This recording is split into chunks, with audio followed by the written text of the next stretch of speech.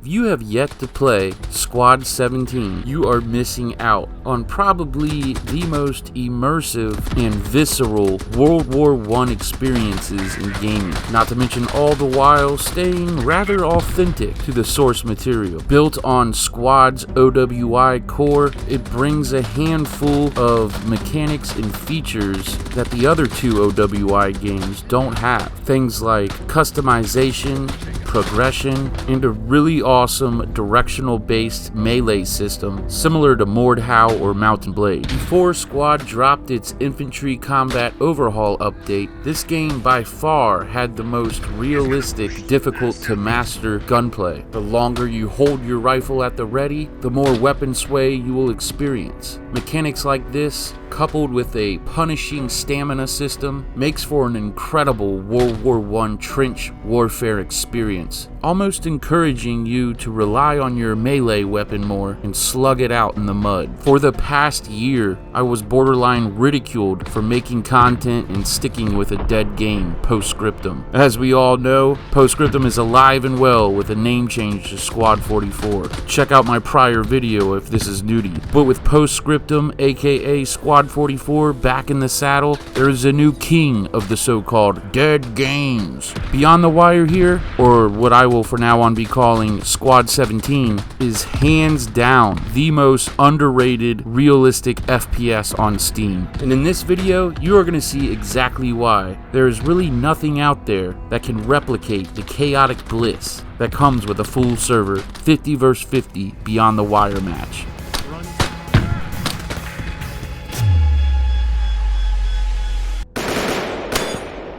What is up, everybody? Welcome. I am Boogie5, and you are now tuned in to the channel that covers everything milsim, tac shooter, and history-based gaming. So, if you did not already know, there is a rather big problem within gaming and or YouTube. Well, it's rather a big people problem. We are social creatures. The vast majority of us tend to just follow the herd. Leaders are few and far between. And I have come to know that just because something is more popular or more well known than another thing does not inherently make it better. If you're watching this video, you more than likely already know that content creators here on YouTube are a huge part of marketing a successful video game, especially an independent project. And when it comes to gaming on YouTube, you can sum up the landscape with one word. One thing that rises above all else: trending. Oh, you want to succeed on this platform? You must follow the trends. Oh, I don't know, I can't cover that game, it isn't trending. It's rather comical because when I was a wee little lad, a forgotten ancient era circa the 90s, there were two things you did not want to be. One was a poser,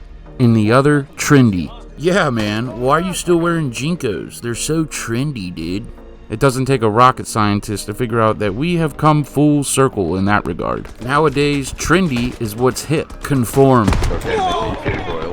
It's cool to fit in now. In fact, you will be shunned if you try to say, make your own path. And there isn't a place where this is more true than right here on YouTube. It's all about staying current, following the trend. And like a pack animal, us content creators kind of migrate from one game to the other. Whatever's hot. You know how many times I've read the comment, Postscriptum sucks? Hell Let Loose is clearly better, it has more players. Well, if that was true, then shouldn't we all just be playing Fart Knife or Call of Duty? Now, I do believe that this little plague on our society is finally beginning to hit a downturn. And with the milsim genre ever growing in popularity, as Fart Knifers and Call of Dutyers everywhere slowly start to mature and desire a more immersive experience, we, the few sane ones in the herd, are gonna have to carry the load.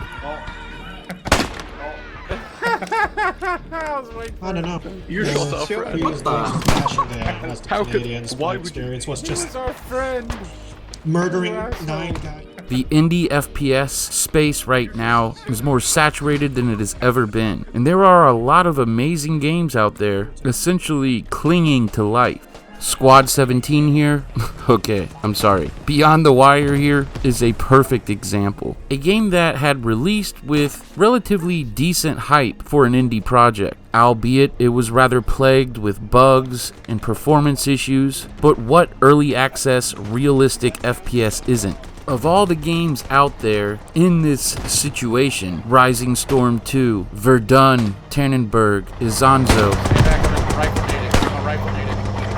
Day of Infamy, War of Rights, Holdfast, Ground Branch, Zero Hour, World War III, and World War II Online, just to name a few. Beyond the Wire here, Squad 17, along with the likes of Ground Branch and World War II Online, are among a special class of struggling game. Beyond the Wire is one of those games that already has its foundation laid, a pristine framework to build off it. Albeit, it sure does need much work, bug fixes and optimizations, performance issues, and the like, but I cannot think of too many games in this space that really deserve attention quite like Beyond the Wire here. The gameplay you are watching now was captured at a Saturday BR1 brawl that had only 40 people attending it. I think back to the days when servers were full and think to myself, what a shame, because a full Beyond the Wire server with 100 players slugging it out in the trenches was a sight to behold. It wasn't long before content creators moved on to the new hot game of the month, and soon after, the developers followed, pulled off the project to go work on Starship Troopers Extermination. But Off-World Industries, if you are listening, I personally am not one of those content creators, all willy-nilly just blowing in the wind. This is not my job. I make my living as a carpenter. I do this for the games I love, and will only play games I love to play. What's trending can suck a fart.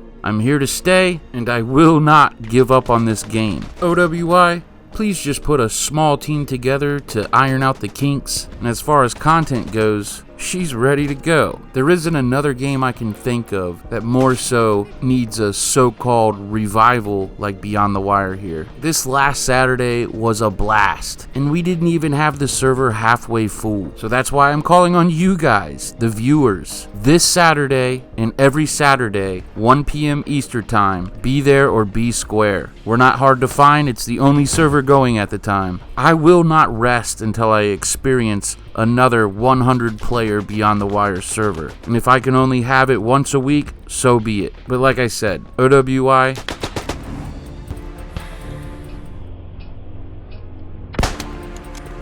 for the love of God, please!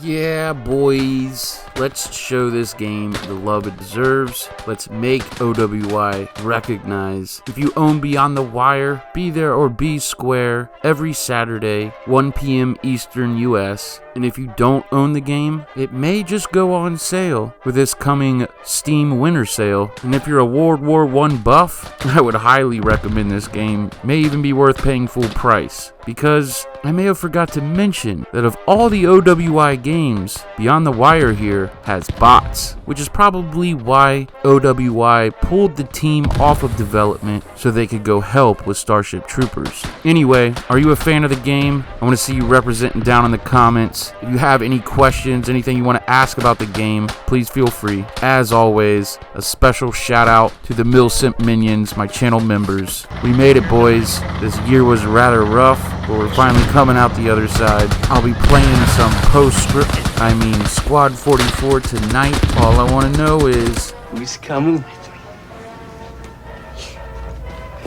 Who's coming, man? Who's coming with me? Huh? Who's coming with me, man? I will.